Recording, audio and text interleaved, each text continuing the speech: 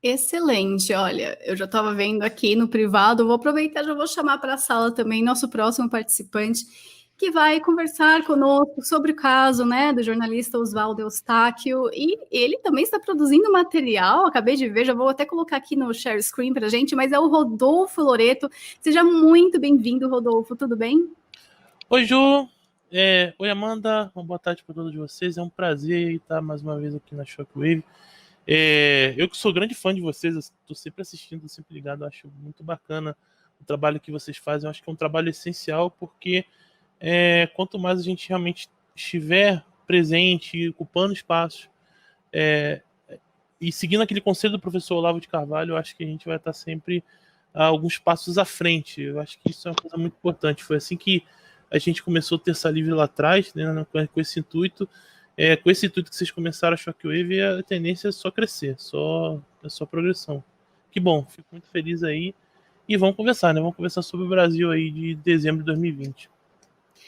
Pois é, fala aqui para o pessoal, olha, em 2 meses muita coisa muda na política, em um mês muita coisa acontece, em um dia pode ter um vendaval e trocar todo o cenário. Então, a gente sempre fica atento e alerta ao que está acontecendo. Vocês perceberam que ontem eu não fiz a live justamente para juntar esse pessoal maravilhoso, para a gente ter uma conversa séria e colocar aqui alguns pontos importantes. Então, eu não gosto de fazer as coisas afobadas, né? Ah, é breaking news, breaking news. Não, eu faço de outra forma. Eu sei que muita gente fica ansiosa, né, procurando todos os detalhes na hora que está acontecendo. Inclusive, eu coloquei muita coisa lá no canal da Shockwave, dentro do Telegram, que é o que está passando aí na telinha para vocês, @rádio Shockwave. Então, eu fui juntando, acumulando as notícias para a gente ter uma conversa mais calma, entender realmente o que aconteceu. Inclusive, agora há pouco, para quem estava ouvindo a rádio, eu passei. Para quem não sabe, a gente tem uma parceria com Crítica Nacional. Aliás, um abraço para o Paulo Enéas. Muito obrigada. Essa parceria já dura quase um ano, então eu tenho muito a agradecer ao pessoal do Crítica Nacional. E nós passamos, como todo dia a gente faz, e hoje teve a entrevista com o advogado, né, o advogado criminalista, tudo, do Oswaldo, que esteve presente com ele dentro do hospital. Então a gente teve essa entrevista completa. Agora terminou agorinha, antes do programa começar. Foi 1 hora e meia de entrevista feita pelo Paulo Enéas no canal Crítica Nacional, e ali muita coisa foi esclarecida, já dá para a gente ter uma conversa até um pouco mais tranquila, né, pensando direitinho. Então, quero saber do Rodolfo, como que você recebeu todas essas notícias e vendo essas movimentações? Todo mundo achou muito estranho, aliás, né, os ocorridos e como as coisas aconteceram. Muita gente ficou chocada, muita gente ficou assustada mesmo com a forma que foi tudo conduzido, e eu quero saber de você, assim, como que você viu aquilo e reagiu? O... Uma coisa que eu vi, que é importante. Alô, vocês estão me ouvindo bem aí? Tranquilo, né? Bom, Perfeito, perfeito. uma coisa que eu vi, independente do desenrolar do caso, independentemente do Oswaldo Eustáquio, graças ao bom Deus, não permanecer paralítico pelo resto da vida, né, só uma paralisia temporária, graças, né, decorrente da lesão que ele teve, independente de qualquer coisa. O fato de eu ter uma pessoa encarcerada no âmbito de um processo que é ilegal, no âmbito de um processo que é inconstitucional, imoral, que viola boa parte dos direitos humanos estabelecidos no Pacto de São José da Costa Rica, onde você tem um cerceamento de liberdade, você tem um cerceamento do direito básico de você ir e vir, que infelizmente até, um pequeno parênteses, está virando uma coisa comum no Brasil e no mundo. A gente tem um absurdo, e esse absurdo já é intolerável. Quando você recebe uma notícia de que dentro de uma carceragem, onde você tem os criminosos mais perigosos do país, independente de se ele está ou não numa cela isolada, uma pessoa que é um perseguido político, um prisioneiro político, ele realmente está sofrendo um tipo de trauma como esse, a primeira coisa que você pensa instintivamente é: bom, estão querendo queimar um arquivo. Eu não sei ainda, as fotos que eu vi do Oswaldo, ele estava com, ao que me parece, né, a minha impressão é que ele estava com o olho esquerdo meio roxo, alguma coisa assim. Eu não vou levantar aqui hipótese de ter sido espancado ou não na cela, acho que isso cabe aí à investigação. fazer esse levantamento, fazer essa apuração. Mas o fato é, em você ter uma pessoa encarcerada naquelas condições e que sofreu um trauma dessa gravidade, que foi encaminhado às pressas para o hospital de Brasília, e que no Hospital de Brasília a própria família teve dificuldade de ter acesso a ele durante um bom tempo. Se eu não me engano, ele chegou no... Pelo menos quando a gente recebeu a notícia, né, era mais ou menos umas 7 da noite da terça-feira, e acho que a família, a Bia Kicis, só conseguiu chegar e ter contato com ele realmente lá para as 9, 10 da noite. Ou seja, muito tempo essa espera. Por que esse tempo todo? Para receber uma notícia, para receber pelo menos um alento, saber o estado que ele estava naquele momento. Então, assim, são perguntas que você faz que realmente são muito estranhas, independente das respostas. Mas o fato que mais me chamou a atenção e que chamou a atenção de muita gente é o silêncio. É o silêncio que as pessoas, principalmente do governo, estão com relação não só ao caso, esse caso específico desse acidente do Oswaldo, mas também a própria prisão arbitrária e injusta e absurda. Muito se disse que, mas o governo, o Bolsonaro, não poderia fazer muita coisa. Bom, eu listei no meu Twitter, quem quiser pode dar uma olhada lá, twitter.com/rloreto_. Eu listei uma série de coisas que o governo poderia fazer, de maneira direta e indireta. Por que até agora, por exemplo, não se foi aberto um pedido na PGR para poder se abrir uma investigação sobre esse caso? Por que não foi aberto um pedido pelo Ministério da Justiça para poder fazer uma apuração se houve ou não abuso de autoridade por parte do senhor Alexandre de Moraes? Por que não foi aberto um pedido vindo do Ministério dos Direitos Humanos à Corte Interamericana de Direitos Humanos para poder que se verifique, se abra uma investigação para que se verifique abusos com relação a direitos humanos, né?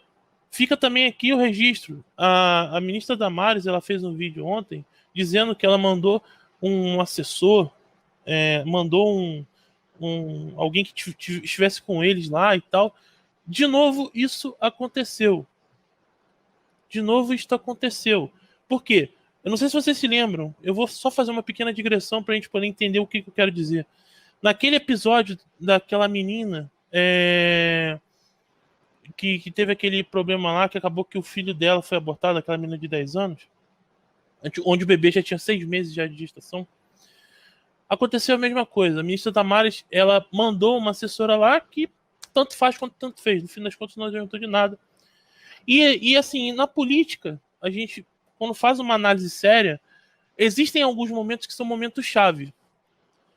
Que é muito mais uma ação que você precisa ter de empatia com o público que te elegeu, de empatia com o público que te apoia, do que propriamente dito uma ação de grande proporção, que seja chamativa.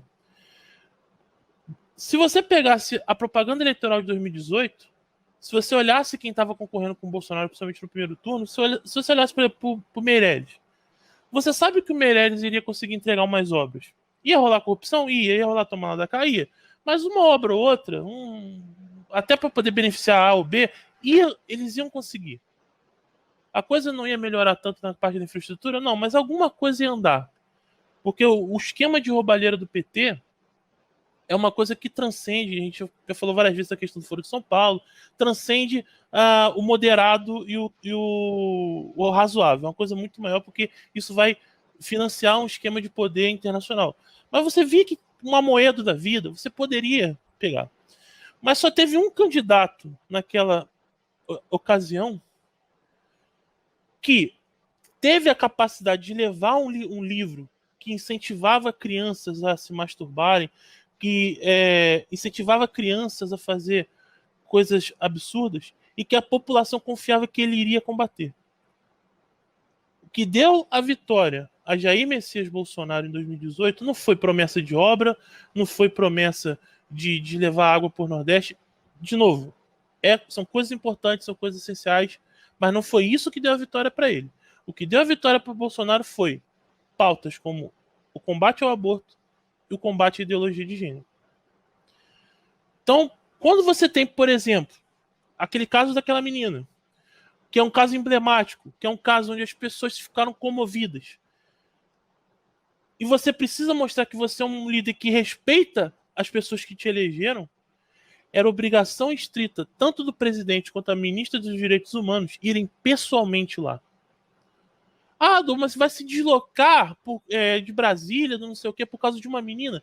Sim, porque é um caso chave, é um caso emblemático, é um caso que quer mostrar que o governo é comprometido com a vida, que o governo é comprometido com a liberdade. É a mesma coisa no caso do Eustáquio. Ah, o Bolsonaro não pode falar, mas ele tem que falar, ele tem que dar algum jeito, ele tem que dar uma mensagem pro povo. O povo, as pessoas que apoiam o Bolsonaro esperam ouvir da boca dele que ele está indignado, que isso é um absurdo e que ele vai lutar e mostrar as medidas que ele vai fazer para combater esse tipo de aberração. Ah, porque ele pode ser impeachmentado. O que adianta você ter um presidente que ocupa hoje a cadeira presidencial e não pode fazer, não pode realizar os seus compromissos de campanha, não pode realizar aquilo que se comprometeu com os seus eleitores?